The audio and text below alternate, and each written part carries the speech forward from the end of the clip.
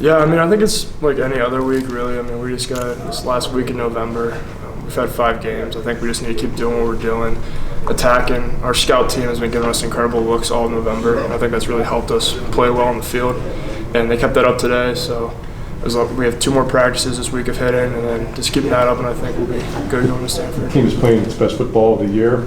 Is there still room to even get better? Yeah, absolutely. I mean, there's always room to get better. You watch the film, and you could write a chapter on each of us of something that we could do better on a play to help our back get more yards or even give him more time in the pocket.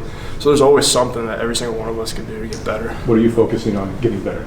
I just need to trust my confidence coming off the ball, attacking on run blocks, and especially double teams, just staying in there until even with the linebackers. We hear a lot about the next man up mentality that you guys bring. How have you kind of embraced that as you've gotten thrown in the last couple of weeks? Yeah, I mean, that's kind of, since I've been here, it's been the whole next man in mentality, and Coach Quinn has been preaching that. Every week he preaches that and is always having us ready.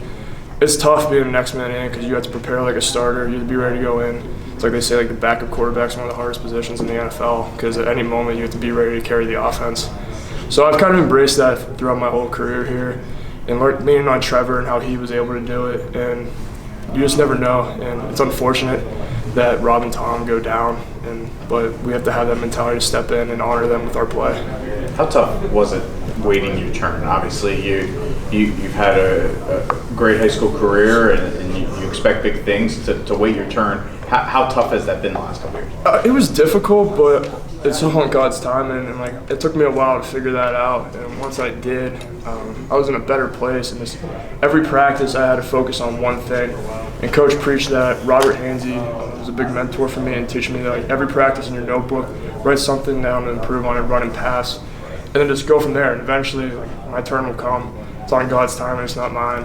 And eventually, it did come, but it was difficult for a while. But just always have to be ready.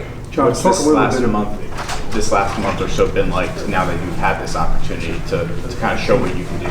Yeah, I mean, it's a little bit more of a role, obviously, but like I said, the next man in, you always have to prepare like a starter.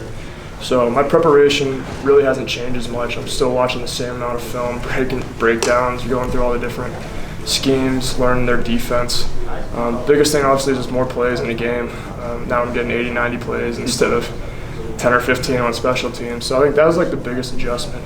But for the most part, my preparation has been the same. What was the cross-training breakdown by position roughly before for you, percentage-wise at each spot? You were seeing a lot of different spots, right? Yeah, this year I was mainly left tackle behind Liam Eichenberg. And then Michigan week I was at right guard. Yeah. I know in spring I backed up center for the spring game. I was also left and right guard in the spring. I played every position. I know, like last year, I played every position except for center. Do you now feel like